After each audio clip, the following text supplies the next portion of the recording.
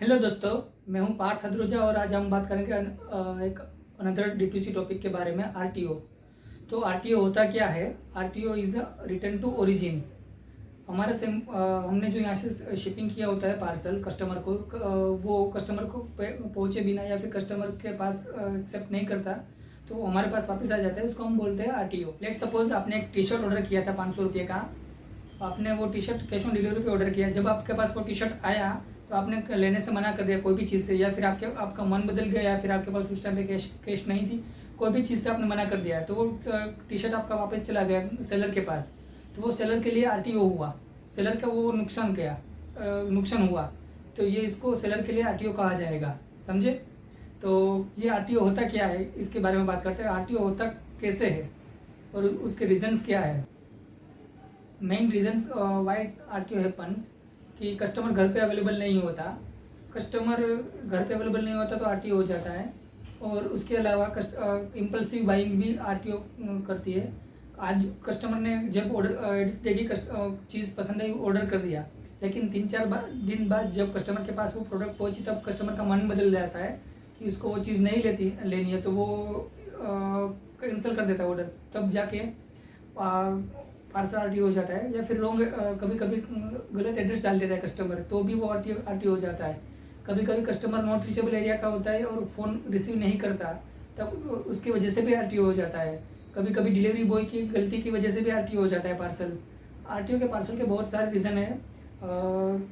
कभी कभी ये भी होता है कि कस्टमर के पास कैश ऑन डिलीवरी नहीं होती है, उन्होंने कैश ऑन डिलीवरी पार्सल रखा होता है, और जब डिलीवरी देने पहुंचता है तब उसके पास कैश नहीं होती, और दूसरे दिन अगेन फिर से अटेम्प्ट करने जाता है, तब वो एक्सेप्ट नहीं करते। ये केस में भी RTO होता है। तो ये सब केस में नुकसान सेलर का होता है। तो ये कैसे डाउन किया जाए उसका भी एक तरीका होता है। RTO डाउन करने के तो बहुत सारे तरीके हैं। RTO को प्रीपेड में, अगर ये कैश ऑन डिलीवरी ऑर्डर, सबसे ज़्यादा RTO कैश ऑन डिलीवरी पे ही आते हैं।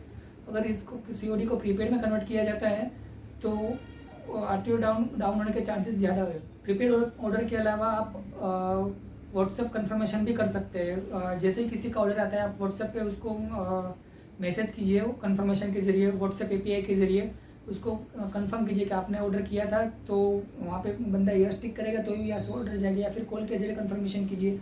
किसी भी तरीके से आप कंफर्मेशन कीजिए, और उसके बाद थर्ड पार्टी चेकआउट का भी यूज़ कीजिए। OTP के साथ वेरीफाई कीजिए, मतलब मोबाइल नंबर भी सही होता है।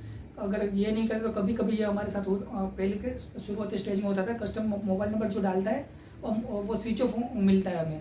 और उसके साथ साथ आप लॉजिस्टिक शिपिंग पार्टनर भी अच्छा चूज़ किए, जैसे कि ब्लू डार्ट है, डिलीवरी पार्टनर है।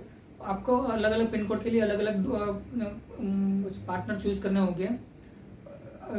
आपको उसका पूरा चार्ट बनाना होगा, कौन से स्टेट में कौन सा पिन कोड काम कर रहा है अच्छे से। जैसे कि हमारे केस में ब्लू डार्ट साउथ के एरिया में अच्छा काम कर रहा है, साउथ इंडिया के एरिया में अच्छा काम कर रहे हैं, तो हम साउथ इंडिया के मोस्टली पार्सल ब्लू डार्ट में ही बेचते हैं, और हमारा 80-90% पार्सल ब्लू डार्ट में ही जाता है। तो यही है, आपको एक बार देखना पड़ेगा कि आपका कौन सा वर्क कर रहा है, कौन सा वर्क नहीं कर रहा है। और शिप रॉकेट, पिकर, ऐसे एग्रीगेटर को यूज़ कीजिए। आई थिंक लॉजिस्टिक है, निम्बस पोस्ट है, सेलोशिप है, ऐसी बहुत सारी कंपनी है, इसको यूज़ कीजिए जो आपको डेटा अवेलेबल करवाती है। आपके डैशबोर्ड पे डेटा अवेलेबल होता है तो आपको डिसीजन लेने में आसानी हो जाएगी।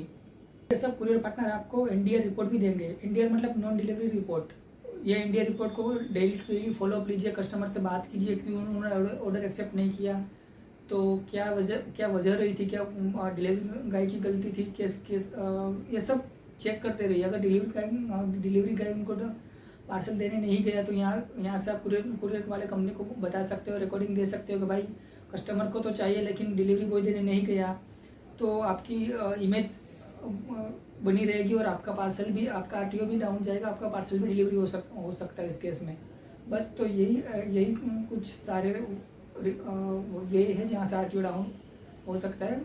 और क्लॉथिंग में RTO तो रहेगा ही रहेगा, बट इसको हमारे कंट्रोल में लाना हमारी जिम्मेदारी है।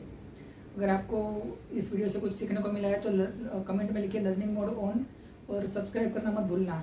Thank you. अस्तु।